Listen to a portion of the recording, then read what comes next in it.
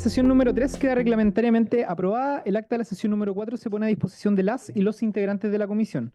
La señora secretaria dará lectura a la cuenta. Gracias, presidente. Se han recibido los siguientes documentos. Comunicación de la jefa del Comité Social Cristiano Independiente, por la que informa que la diputada Sara Concha será reemplazada en esta sesión por la diputada Francesca Muñoz. Comunicación del Managing Partner de Pereira Jano Abogado, señor Mauricio Huppert von Bartz, a través de la cual aporta antecedentes al objetivo de esta comisión, adjuntando información detallada sobre un caso específico relacionado con la investigación de irregularidades en la gestión de recursos públicos y prácticas discriminatorias en la Universidad de la Frontera. Solicita audiencia con la comisión para exponer con mayor detalle el caso y entregar más antecedentes. Toda la cuenta, presidente. Muchas gracias, señora secretaria. Se ofrece la palabra sobre la cuenta. Bien, esta sesión ordinaria ha sido citada con objeto puntos varios. No tenía acá en la cuenta, pero si usted necesita puntos varios, diputado.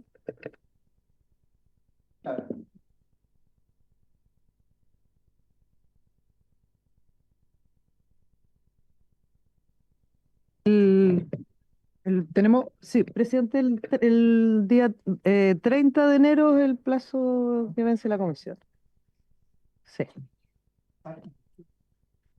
justamente le agradezco la pregunta, diputado, porque estábamos conversando antes de que comenzara la sesión, una propuesta para facilitar, yo creo, el funcionamiento de esta misma, y el que no se extienda, digamos, más allá del mes de enero. Y estamos proponiendo la posibilidad de sesionar el día lunes 20 para que nos podamos organizar en Santiago en una jornada en donde podamos recibir de 5 a 6 invitados. Y con eso ya debiésemos avanzar más en lo referente a las audiencias y pudiésemos terminar la comisión a fines de este mes. Eso nos permitiría votar el informe en el mes de marzo y que ésta no se extienda. Lunes 20. Es lo que estamos proponiendo, se lo planteé al diputado Radbeck y se lo planteé a la diputada Medina antes de que ustedes llegaran, pero creo que objetivamente puede ser una alternativa para avanzar más rápidamente en la comisión. El diputado Jorge Radbeck, como siempre, mostró muy buena disponibilidad a participar de esa instancia. Muchas gracias, diputado Badilla. Usted siempre también apoyando en todo. Bien, esta sesión ordinaria ha sido citada con objeto de escuchar sobre la materia de investigación a los invitados que se excusaron y también a los siguientes que no respondieron a la invitación. En esta oportunidad tenemos la participación del vicepresidente ejecutivo del Consejo de Rectores y Rectoras de las universidades chilenas, el CRUCH, rector de la Universidad de Tarapacá, don Emilio Rodríguez Ponce, quien se encuentra conectado a la sesión. También posteriormente, luego de la presentación de don Emilio, vamos a escuchar al vocero de la Confederación de Estudiantes de Universidades Chilenas, de la CONFECH, y presidente de la Federación de Estudiantes de la Universidad de Valparaíso, don Samuel Briceño. Así que le vamos a dar, y tenemos, Ellos están presenciales. Sí.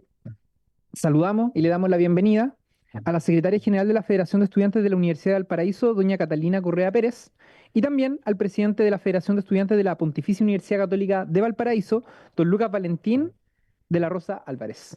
Bienvenidos a ambos a la comisión. Le damos inmediatamente la palabra al vicepresidente ejecutivo del Consejo de Rectores y Rectoras del CRUCH, y rector de la Universidad de Tarapacá, don Emilio Rodríguez. Muy buenas tardes. Quiero comenzar agradeciendo la invitación y voy a hacer una pequeña presentación, una breve presentación y también disponible, por cierto, para atender todas las consultas. Creo que la presentación va a ayudar para visualizar también casos específicos si este fuera el objetivo incluso. Estoy compartiendo acá y quería consultar si se ve en pantalla completa bien. Pareciera que sí. Sí, se ve bien. Ve bien, perfecto. Muchas gracias. Entonces, nuevamente, muchas gracias. Yo voy a hacer una breve mirada al caso chileno del financiamiento, regulación y calidad. Y sobre esto quiero partir indicando una cuestión que a mí me parece muy importante y que tiene que ver con cómo se entiende, cómo se conceptualiza lo que es en Chile la educación superior ¿Y cuál es la inversión que se realiza realmente? Entonces, hay cuestiones que no son separables. La docencia de pregrado, la investigación, la vinculación con el medio. Y entonces cuando se realiza un análisis del financiamiento, uno podría concluir en verdad que el gasto en educación superior en Chile es en torno al 2,3% por sobre el gasto de educación superior de la OCDE, incluso que es 1,52. Pero esa es sin duda una mirada parcial, porque el sistema universitario chileno es el que mayor impacto genera en la investigación, desarrollo e innovación. Y entonces si uno incorpora el conocimiento como un elemento fundamental, entonces lo que Chile invierte en creación, difusión de conocimiento avanzado es 2,7 y la OCDE invierte 4,44, ¿no? Entonces estamos bastante distantes de la OCDE en la creación, digo, en el financiamiento para la creación, difusión de conocimiento y no solamente el financiamiento de la educación superior, porque eso es una parte del todo. Y por eso que esto es importante, porque aparentemente se gasta mucho en educación superior, en la realidad se gasta bastante menos que los países de la OCDE y en educación superior más I más D, y esto tiene una serie de implicancias para el futuro del país, por supuesto. Ahora, con todo, el resultado en Chile muestra que las instituciones nacionales están entre las mejores de América Latina en los rankings, que la productividad de los investigadores chilenos es la más alta de Latinoamérica, incluso hay áreas en las cuales los investigadores chilenos superan en promedio a la OCDE, y estas son cuestiones importantes dentro del sistema. Y lo otro importante es que las universidades gozan de confianza por parte de la ciudadanía, son una de las instituciones que goza de mayor confianza todavía por parte de la ciudadanía, y las universidades han ido mejorando cualitativamente a través del sistema. Sin embargo, debe hacerse presente que existe evidencia de un deterioro económico relevante en el sistema, ¿no? Cuando nosotros revisamos los datos de la última presentación que hizo la Superintendencia de Educación Superior, nos muestra que hay instituciones, un 20% de las universidades analizadas, que están en riesgo económico financiero. Y tener un 20% de la institución en riesgo económico financiero es significativo, ¿no? Pero también los IP y también los CFT. Entonces, hay una cuestión aquí que es importante, y es que hay una proporción significativa de las instituciones que con datos históricos están en riesgo. Ahora, como esto es dinámico, además hay otras consideraciones que tomar en cuenta, como por ejemplo que esta proporción subió de un periodo a otro. Ahora, es importante señalar que el financiamiento en Chile es esencialmente mixto.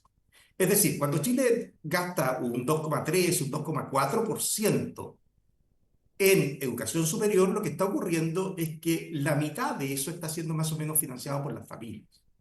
Y por eso que cualquier sistema de financiamiento futuro no puede prescindir de las familias o de lo que se denomina copago o como se le quiera llamar, ¿no? Porque en verdad Chile se financia de una manera mixta, ¿no? El Estado aporta un 1,15, casi un 1,2%, y el restante factor es el pago que realizan las familias. Ahora, Chile, insisto, su financiamiento es esencialmente mixto. Sin embargo, la provisión de educación superior a nivel de pregrado es esencialmente privada, ¿no? Esta es una paradoja en realidad si uno se compara con distintos países del mundo. Fíjese usted que las universidades estatales del CRUCH solo proveen el 15,4% de la matrícula. Los CFT estatales solo el 0,9%. Y las universidades del CRUCH, todas las universidades del CRUCH, las que son estatales y no estatales, no alcanzan a proveer un tercio de la matrícula, ¿no? Entonces, estos son un sistema de provisión mixto, perdón, un sistema de financiamiento mixto, con un sistema de provisión, comillas, mixto, pero que es esencialmente privado. Y esto es muy importante porque entonces los recursos públicos que se invierten también van al sector privado, en un sistema que además es asimétrico.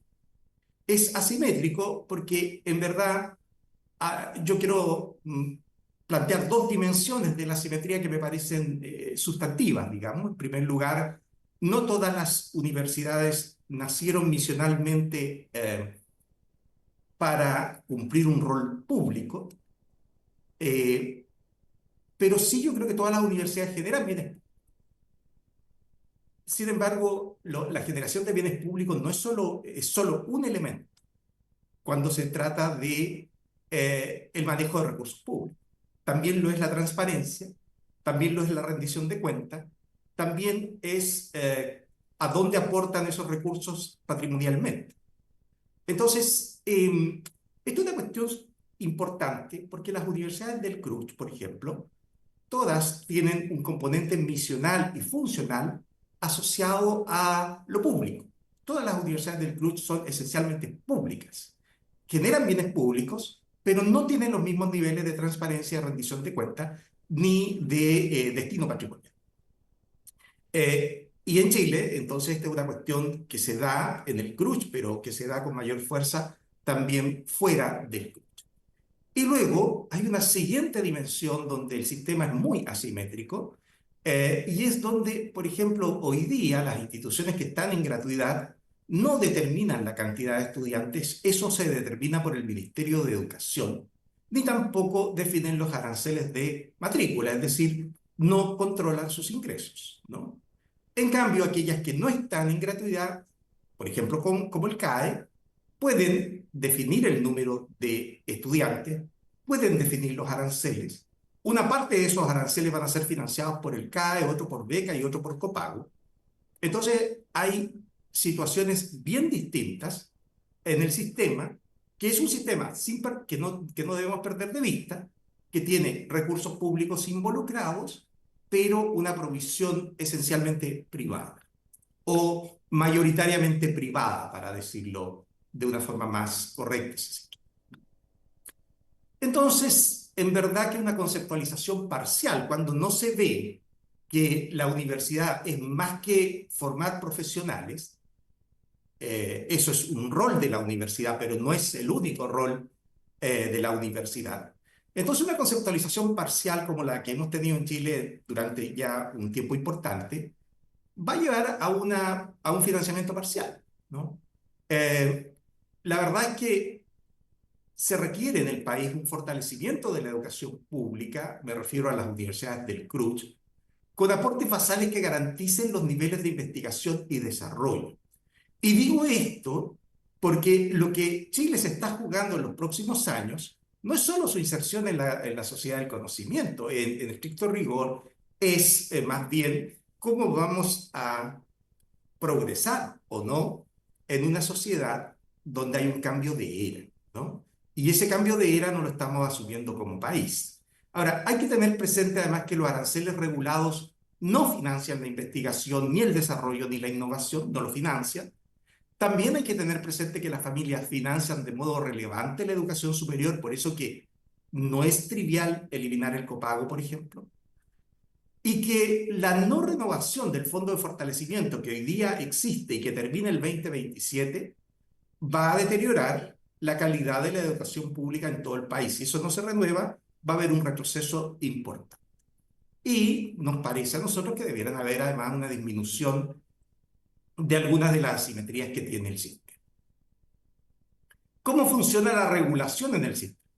Bueno, hay Superintendencia de Educación Superior, Contraloría, Consejo para la Transparencia, Subsecretaría de Educación Superior, Comisión Nacional, o sea, hay una serie de entes, entidades que trabajan con niveles de regulación. Yo no voy a detallar, por supuesto, cada una de las atribuciones que tiene la superintendencia, solo decir que tiene atribuciones importantes, significativas, y que permiten efectivamente fiscalizar, pero no solo fiscalizar, sino que dictar decretos, interpretar, o sea, tiene facultades de dictación, de interpretación, de supervisión, de control, de sanción.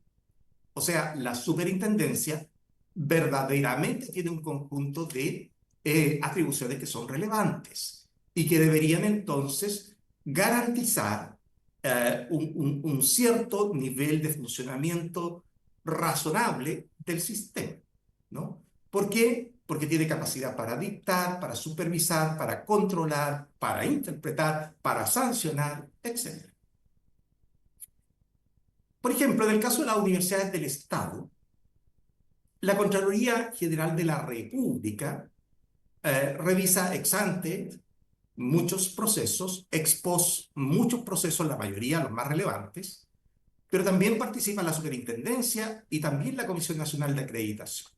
Es decir, aquí hay regulación que es importante y es significativa. Si hubiese algún problema con una universidad, por ejemplo, del Estado, lo que debiera ocurrir es que cada una de estas entidades tomara las medidas pertinentes. Entonces, no es trivial en el sistema y creo que no es posible en el sistema, cuando cada una de estas entidades toma sus roles, que, por ejemplo, una institución del Estado tenga un resultado económico negativo o un resultado económico negativo. Eso no podría ocurrir sin que hubiera un sumario, sin que existiera un pronunciamiento por parte de la Contraloría si es que hubo o no daño patrimonial y eventual, por ejemplo, eventual juicio de cuentas, ¿no? Misma cosa tiene la superintendencia. La superintendencia tiene una serie de facultades de investigación y una serie de sanciones asociadas a distintos niveles de incumplimiento o de faltas. Y la Comisión Nacional de Acreditación debiera, de alguna manera, relacionar todo esto con los años de acreditación. Y en el caso de las universidades privadas, lo mismo. No hay Contraloría, pero sí hay superintendencia y sí hay una Comisión Nacional de Acreditación que debieran responder frente a situaciones que pudieran generar un hecho anormal o inadecuado en el funcionamiento del sistema. Entonces, el sistema sí tiene algunos temas importantes de regulación. Voy a colocar dos casos críticos que fueron conocidos por parte de la superintendencia y que yo creo que en ambos casos la superintendencia hizo su trabajo y a mí me parece que lo hizo bien, ¿no? Una institución que fue acreditada por 3 años, no obstante fue intervenida por un administrador provisional porque incumplió sus compromisos financieros, administrativos, laborales y estaba en peligro de incumplir con los compromisos académicos. ¿Qué hizo la superintendencia? Hace una intervención. Otra institución que estaba con una deuda muy importante, que había crecido y que no pudo cumplir todos sus compromisos financieros, que estaba acreditada en un nivel de excelencia, también se le pidió un plan de ordenamiento, un plan de mejora, y en consecuencia en ambos procesos la superintendencia actuó.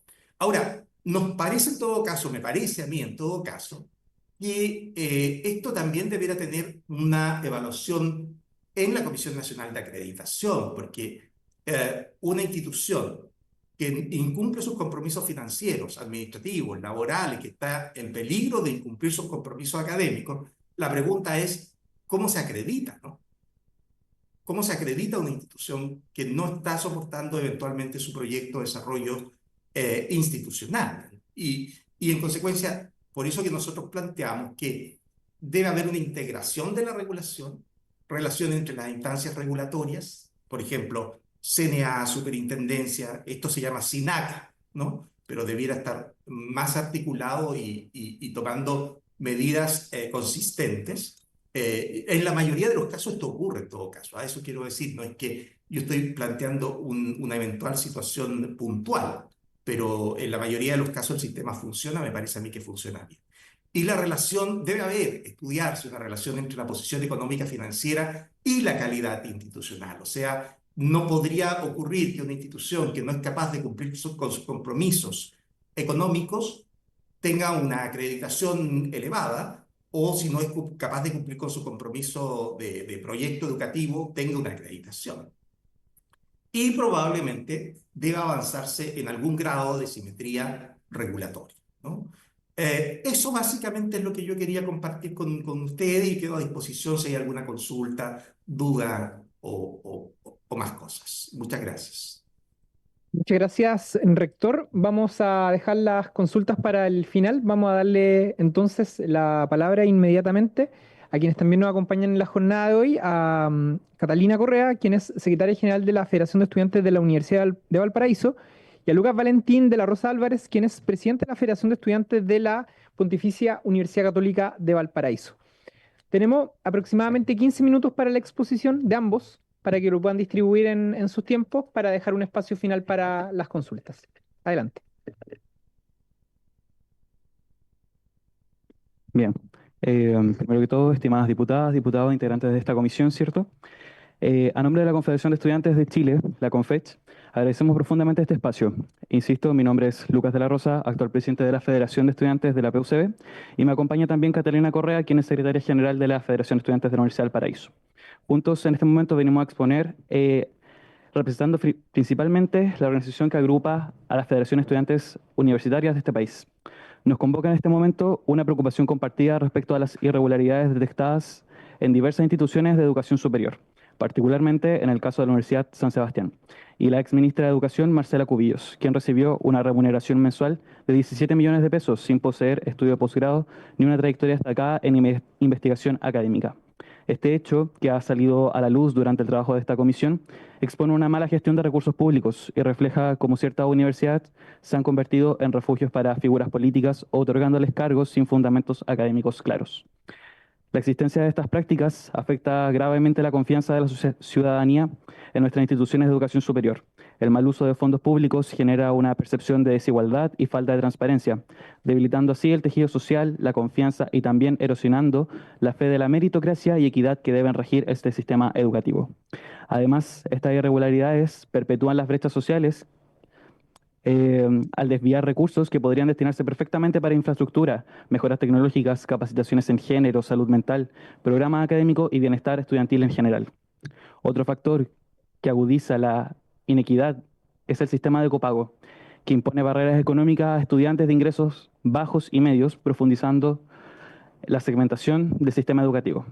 Las mejores condiciones de formación se reservan para quienes pueden pagar, consolidando así la educación como un privilegio y no como un derecho.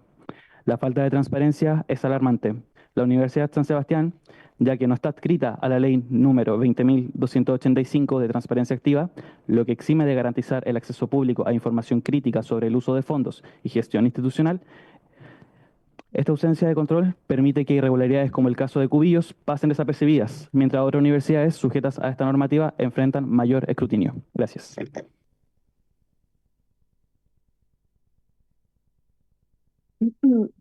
Bueno, a esto también se suma la precaria situación de muchos académicos. Mientras la señora Cubillos recibía un sueldo millonario, numerosos investigadores de posgrado y una sólida trayectoria científica perciben sueldos considerablemente inferiores, situándose entre los 500.000 pesos y 1 millón de pesos mensuales.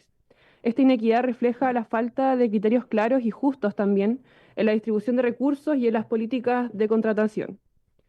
Es urgente revisar y actualizar los criterios de acreditación, incorporando desafíos como la innovación, sostenibilidad y equidad territorial.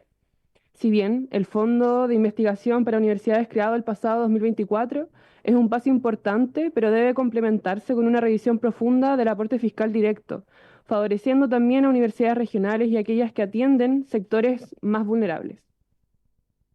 Abogamos también por fortalecer la gobernanza interna de las universidades, promoviendo idealmente una participación triestamental real de estudiantes académicos y trabajadores. Frente a ello, igual me gustaría mencionar que mi casa de estudios, la Universidad del Paraíso, ha sido pionera en ello y avanza también continuamente. La democratización de las decisiones es clave para erradicar modelos autoritarios que finalmente perpetúan la opacidad. El sistema universitario debe ser un sinónimo de calidad, equidad y también de transparencia. Es esencial reforzar los mecanismos de fiscalización, garantizar el uso eficiente de recursos públicos y evitar que las universidades se conviertan finalmente en instrumentos de redes de poder político. La educación superior debe ser un motor de desarrollo para el país, no así un espacio de lucro y también de privilegio.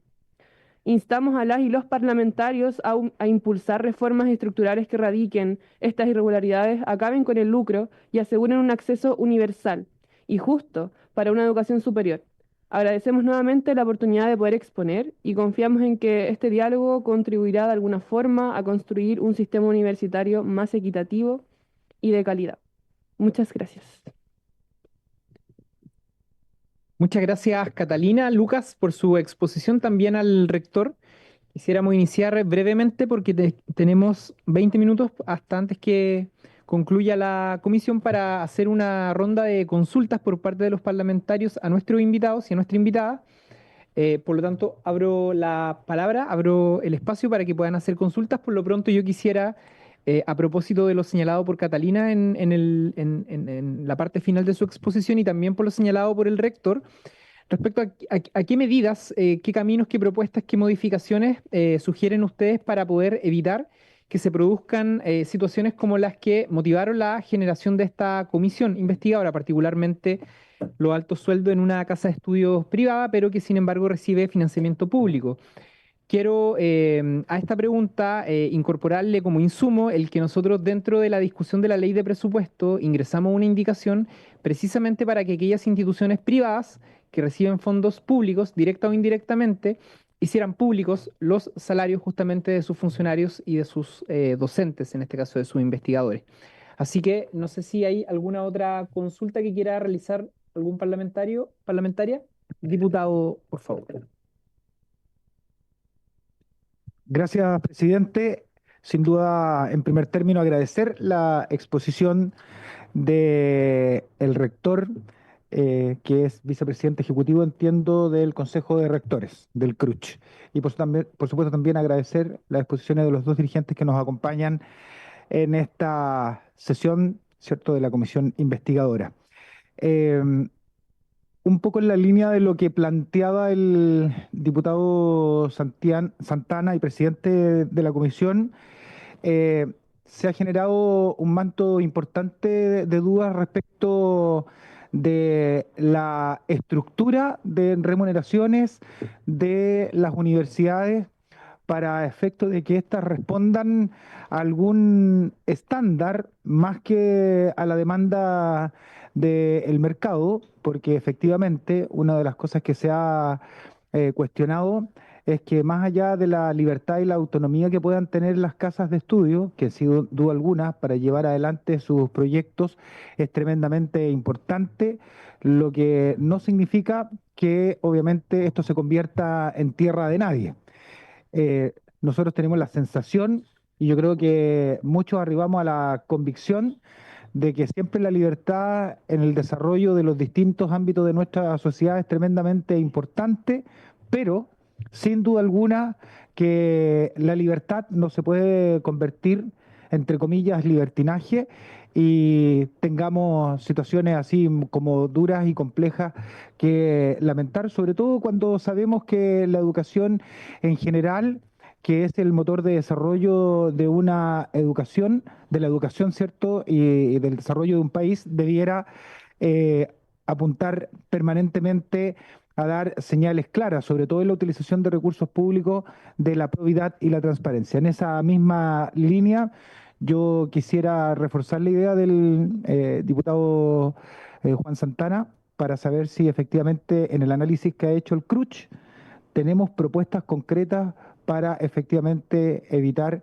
que situaciones de estas características se pudieran repetir, porque además no solamente está en entredicho las altas remuneraciones de la señora Marcela Cubillos, sino que además hemos conocido en el último tiempo en otras casas de estudio, por ejemplo como en la Universidad de la Frontera, que habían remuneraciones que superaban por lejos también lo que percibía la señora Marcela Cubillo. De hecho, superaba los 20 millones de pesos mensuales, fue también parte de la información que recibimos. Entonces, claramente y sin duda alguna, esto se tiene que regular. Eso, presidente. Muchas gracias, diputado Cornejo. ¿Alguna otra consulta, diputados, diputadas? Bien. Vamos entonces a darle la palabra para que se puedan referir a estas consultas a nuestros invitados. Les propongo 5 minutos por persona para efectos de alcanzar a responder en los tiempos que tiene la comisión. Rector. Muchas gracias. Lo más breve posible. A ver, como digo, Chile es un sistema que tiene un financiamiento público importante. En todo caso, el sistema es de financiamiento mixto. La provisión, sin embargo, es esencialmente privada. Hay más estudiantes en el sistema privado que en el sistema estrictamente público y el sistema CRUCH incluso no llega a 1/3 de la matrícula.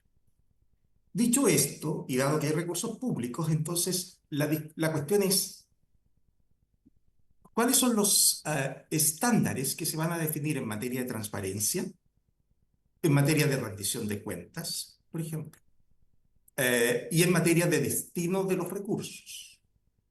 Y eso a mí me parece que las leyes que se formulen deben tenerlo claramente establecido, ¿no? O que se formulen leyes que apunten en esta dirección. Cuando hablo de transparencia me refiero a transparencia activa, por ejemplo, como la publicación de las remuneraciones. Eso debiera ser una cuestión sustantiva si es que, por ejemplo, el Estado lo define, digamos en este caso la ley define que los recursos públicos se velan con transparencia, que hubiera rendición de cuenta de los recursos públicos empleados a instancias como, por ejemplo, la propia superintendencia o eventualmente la Contraloría, que tiene posibilidades de revisar los recursos públicos en distintas instancias. Entonces, estos son estándares que hay que definir. Y cuando se plantea el CRUCH está disponible para profundizar en estos estándares, esa es la discusión que nosotros hemos tenido, en un marco, en cualquier caso, de autonomía universitaria y de libertad académica. Yo creo que esos son principios fundamentales también que están en juego y que no están reñidos en ningún caso ni con la transparencia ni con la rendición de cuentas. Se pueden coordinar y se pueden combinar todos estos casos. Ahora, las instituciones tienen derecho a generar un sistema de remuneraciones. En el caso de las universidades del Estado, esos sistemas son evaluados por la Contraloría. En otros casos, lo importante es que existan sistemas. Y por eso que aquí también es fundamental, por ejemplo, que la Comisión Nacional de Acreditación, cuando está haciendo sus procesos de evaluación, revise la forma en que está el sistema de remuneraciones, los términos de equidad de ese sistema de remuneraciones, en las situaciones diferenciadas dentro de ese sistema de remuneraciones, pero sobre todo, y esta es una cuestión que yo quiero alertar, digamos, o señalar más bien, y es la posición económica financiera de las universidades. No puede estar desvinculada de los procesos de acreditación, porque no podemos estar acreditando instituciones que luego entren en default o en un problema financiero. Entonces, esta también es una cuestión importante, y yo creo que en la medida que cada una de las instancias que hoy día funcionan en el sistema cumpla con sus roles, se puede efectivamente avanzar, digamos. Yo creo que esto es posible y como digo, nosotros creemos que se puede ampliar transparencia, que se puede ampliar rendición de cuentas, que debe haber un vínculo mayor, digamos, entre las instancias reguladoras para que todas estas cosas dialoguen y sí hacemos presente que hoy día Chile tiene una inversión del 2,7% en conocimiento, ciencia, tecnología. Los países de la OCDE tienen un 4,2%, y estamos lejos y vamos a seguir lejos en todas las pruebas internacionales y en el desarrollo del país, porque aquí hay un problema sustantivo que tiene que ver con la cantidad de recursos basales que se invierten en un sistema que es fundamentalmente con orientación hacia la demanda y hacia digamos, lo que son, en este caso, los mercados de pregrado, ¿no? Perdone que use esa palabra, yo la uso porque existe en la literatura y efectivamente se habla de mercados de pregrado. Eso, creo que además lo que han planteado los estudiantes es importante en términos de transparencia y rendición de cuentas, que es también lo que nosotros hemos insistido. Muchas gracias. Muchas gracias, rector. Le damos entonces la palabra ahora a los dirigentes de las universidades locales de esta región. Catalina.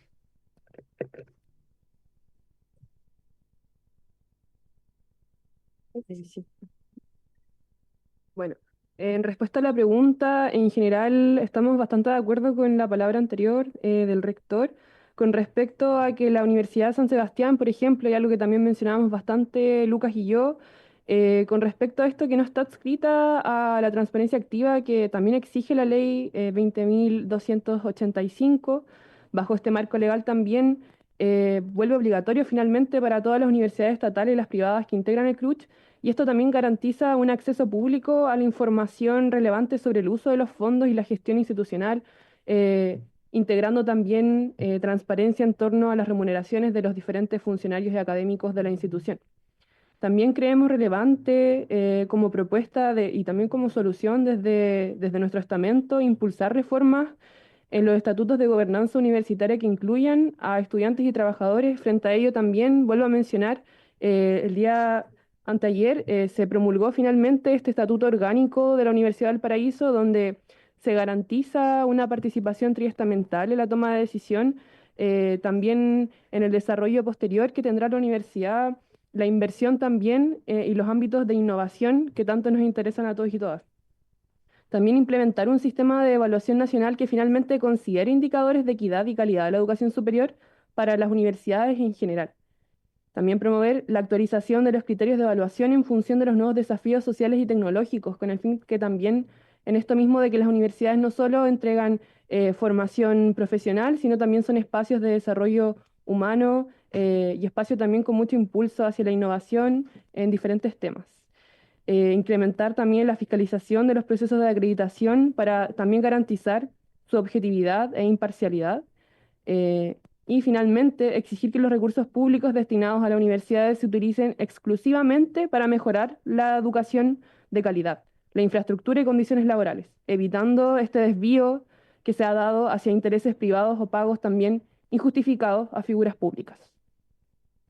Muchas gracias, Catalina. Lucas. Bien. ¿Consultas, comentarios, preguntas? Diputada Serrano.